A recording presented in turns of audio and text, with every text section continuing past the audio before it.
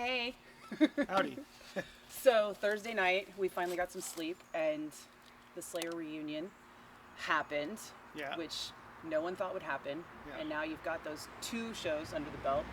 There were going to be 3, but then stormed out in Louisville. Yep. How do you feel? How do I feel? Wow. That's a really good question. I'm kind of a bit drained. Sacramento there were a lot of guests there, a lot of friends, not to mention the show. So it was a lot of energy just put out. But, each one of the shows kind of felt that way because I don't know, it was kind of overwhelming because I never thought it would happen again. So, yeah, it was, a lot of relearning songs that you really thought you did know, but you hadn't played them for 5 years. So, I don't know, it was great. I feel like it was probably one of the best live experiences I had because the fans were really into it. They were hungry for it, and that kind of made it special. I mean, I don't think it's any coincidence that the world went to shit right after Slayer retired. you know? Also, during the show, you were like bathed in fire. Yeah. How did you play through that? I mean, I felt like I had a sunburn at the end of the show. It's not a matter of how, you just got to do it. I mean, that's what I'm always conditioned for heat, and it's hot, but it's not like a humid like show in a small club where there's no oxygen.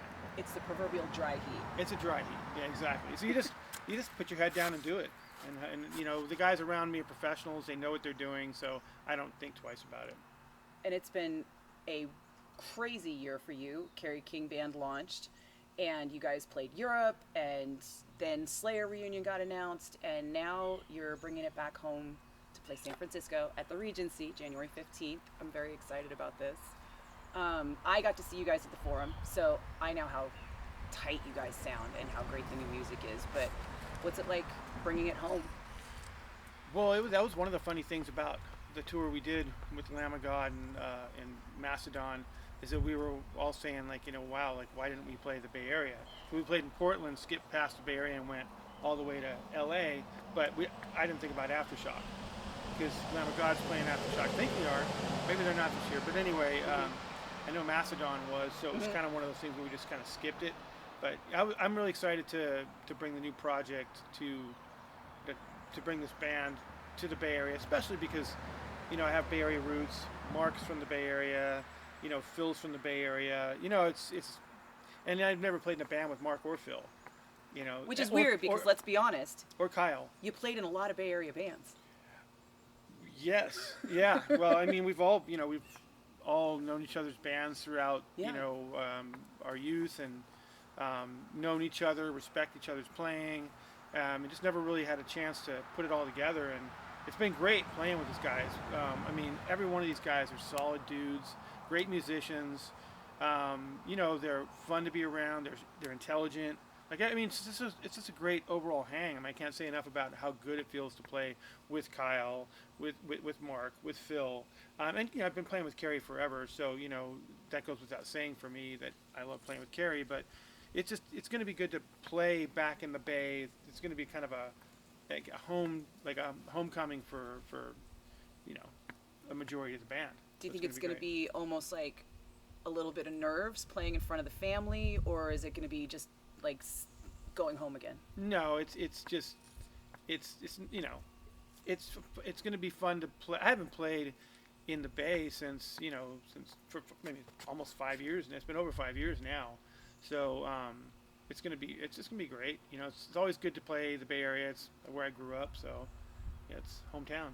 Now, in this whole whirlwind year of Slayer KKB and it being on the heels of post-pandemic, how did you find time for another project? Well, so you're talking about Borderwars. I am. So Borderwars, which most people probably, matter of fact, nobody's really heard it yet. She has. But I was approached by Vince Graham, who's the singer, guitar player, songwriter for Borderwars, and he's always kind of wanted me to do an album with him, and he just always thought that I would just say no. And so he reached out to me through social media, and he said, hey, would you like to hear a song? We'd love to have you record with us, but um, you know, uh, he thought I'd just shoot it down. So he sent me one song. Me and my wife listened to it, and we were like, this is great. So, it wasn't my favorite song, but it was a good song, and it's on the album. But then he sent me another song. I'm like, this is fantastic. So then I'm like, so we started talking, and I'm like, yeah, send me the rest. So he sent me the rest, and I just couldn't stop listening to it. We listened to it in the car all the time, and so that's kind of what happened. And I just learned all the songs. We set a date for recording, and I went in and recorded the record. So it wasn't so much as finding the time. It's I had everybody's got the time. You just have to set the time aside and do it. Look at a guy like Phil Demmel. He's busy all the time. How does he do it? He just he makes it happen. So that's kind of what happened with Borderwars. Vince did like the majority, all of it, of the heavy lifting. The songs were written. They were structured. He had vocals for most of everything done. But it's like one of those things where I didn't have to do a lot. I did contribute to it, but I'm looking forward to doing more stuff with him because I think he's really talented. He's not a musician by trade. He is a musician, and he's really good. But he does something else for a living, and he's just great at playing music. So it's really interesting. It's like when I play the stuff for people, they're, who is this guy? Where did he come from? Yeah. Who is he? Where did he come from? He played in the Bay Area band called Borderwars. Actually, he never got rid of the name. I keep trying to get him to change the name, but I think he's in love with it, so it's probably going to stay that way. I've got some really good names. Oh. So, but anyway, he was in the Bay Area scene. I think he did, and if you listen to his early stuff, it really kind of sounded too much like what had already happened in the Bay Area. Mm-hmm. Too much like Machine Head.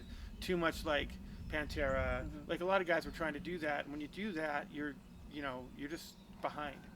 That's already happened.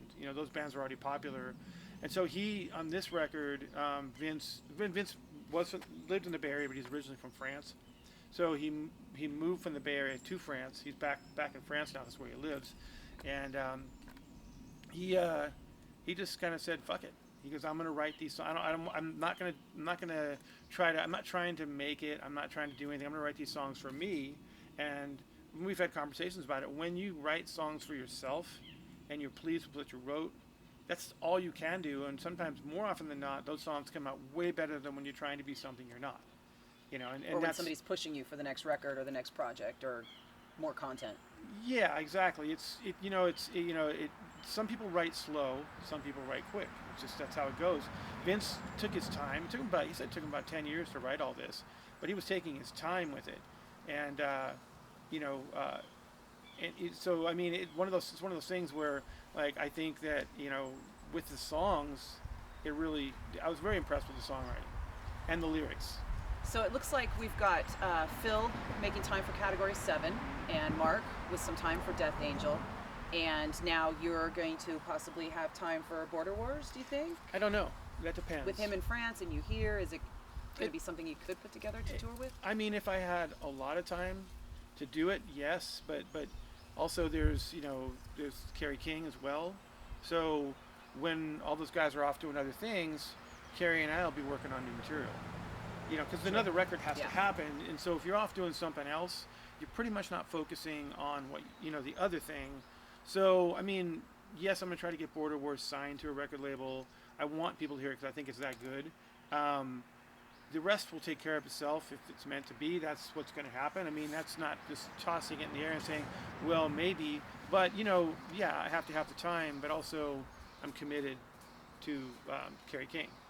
So that's got to happen.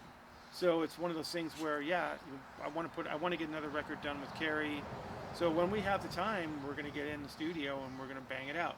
Mm-hmm. So it's one of those things where Kerry said you have to do that over the winter break, right? This winter break? I think so. He said right after tour you guys are going to the studio. So I don't know if he meant this run of like Mexico, Australia, or if he meant after the January, February run. No, I think that would happen when all the touring is done. Okay. So when we like I said, when we have time, like we may have some time to get. It just depends on if we're not booked to do anything. and we've got a ton of material already demoed. Some stuff didn't make it to this record, but there's like, I mean, there's a ton of songs. Mm-hmm. There's enough for another record plus, still. So, and not to mention that he's still writing other stuff, and that was kind of the thing when we got together. It was keep writing, because the pandemic happened. Kerry he was on fire. He kept writing, send me stuff. I'm like, this is great, keep writing. And he was just crossing the country constantly to come into the studio with you when you guys were in the writing process, wasn't he? He was writing beforehand, and he would send me recorded stuff from his iPhone, and he'd send me like ideas of what he wanted drum wise. Like he'd chart it out, write it out in words, and I'd look at it and go, okay, I kind of know what he wants, and learn the arrangements. And the idea is let's get together. So let's get together and hit the ground running. So instead of us trying to figure out like, hey, let's write and get together in a rehearsal studio, he's already writing. It's like, keep writing. But when we finally get together, we should be able to demo. My goal was to demo 10 songs. Mm-hmm. Like the first time we got together, and the first 7 days we got together, we demoed 10 songs. Like I said, when I say demo them, they weren't like the finished version of them. But we walked away with 10 songs. Those were the rough mixes I heard in 22. I think that Kerry played for me. Those were probably those. I don't know which ones you heard, but you probably heard the ones that were a little more refined. Okay. As opposed to the ones for the first round, they were good, but they got better. Obviously, that's what happens. So, yeah, I mean, yeah. Do I have time for Borderwars? Yes, I'd like to have time for Borderwars, but to keep the ball rolling with Kerry King, we have to keep that going too. So, yes, I would like to do some stuff with Borderwars, and to have time to do it. That's great, but it can't detract from the progress I make with Kerry. Of course. Now, how would you describe the Borderwars sound? Because when I heard it today, I was like, I kind of didn't expect it. It doesn't remind me of, Black Gates, or definitely not Truth About Seafood. Oh, God. Yeah, let's not talk about that. But it's heavy, which I expected, but it's a different kind of heavy, and I'm not sure, like, how do you guys see it? I don't have a description for it. One thing I like about it is not thrash metal, and not because I don't like thrash metal, but it's just I've already, it's like I don't want to keep. If I keep putting out thrash metal records with everybody, then I'm kind of regurgitating the same old thing. Mm-hmm. I want to do something a little different. That's what kind of Vince. He came from the Bay Area scene, so he didn't want to do a thrash metal record. He already tried that. Mm-hmm. And to me, that's the first thing that appealed to me. Well, this isn't thrash metal. There's songs on the record, one song called California Kings, which is absolutely a brilliant song, and it's not thrash metal. It's like, it reminds me more of like Metallica, Black Album Metallica. Mm-hmm. And, Black Album Metallica, if you get that, Metallica got it right. You know what I mean? It's like, if you can get that right, then you got a good song. And that's what California King reminds me. It's got great vocals, great lyrics, great guitar riff, just a good song. And that's one of the things that like about it. It's just they're just good songs. There's still aggressive stuff on there. It's still heavy, but it's just I don't know. To describe it the best way, it's not anything you'd think it would be. It's just good songs. You gotta listen to it.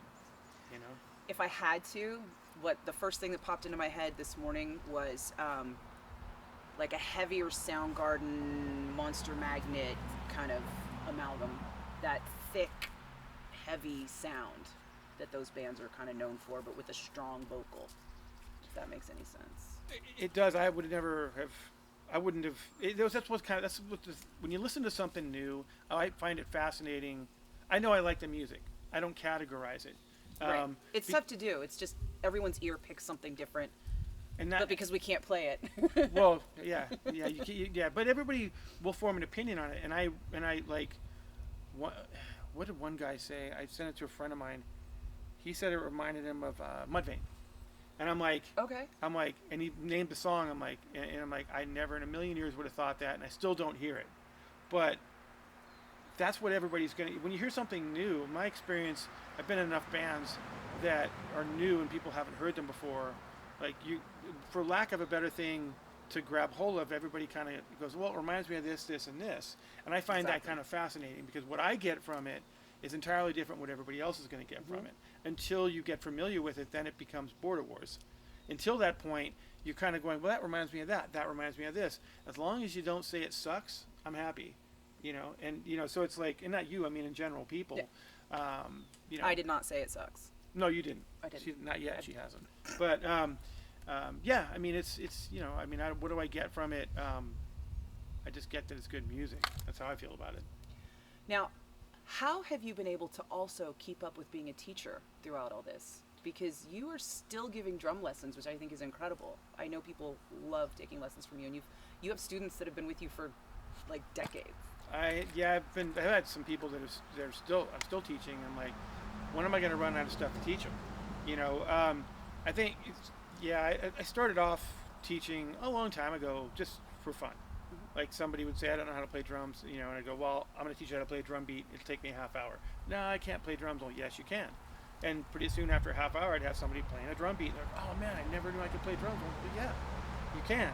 And it's not that difficult. But it's I think that beginning of it, I had fun doing it. And then, but I had also had like, some apprehension because I'm like, well, I'm not going to be able to really teach somebody or whatever. But I started doing it, and the reactions have always been when people leave, they're like, this was great. Like, this is more, it's always been super positive what people get out of it. And that always surprises me, but that's what I want. Mm-hmm. Like, if you walk out of there and you get something from it, then I've done what I set out to do. Nobody's ever walked out of a lesson and just said, it said nothing. They didn't show up just wanting to meet you. That's happened too. Oh. That's happened okay. too. Very few. Those are fewer than I've had. Maybe two people. One guy didn't know how to play drums, and he just wanted to sit down and talk. I'm like, okay, let's have a seat. Let's talk. But no matter what people want, they're asking you. Like I had a guy when we did Riot Fest. He was dying to get a lesson from me. He's from Scotland, and I already had 2 lessons that day. That's a lot for a show day because they're an hour each. Yeah, plus you warm up for a solid hour before you play the set. Yeah, right? and it was our first show back. So I'm like, okay, I'm thinking, well, the guy actually bumped into me and my wife when we were walking over to catering. He's like, hey man, like if you have time for a lesson, I'm like, okay, let's do it. So he didn't want, he was a drummer, but he didn't want to me to show him anything.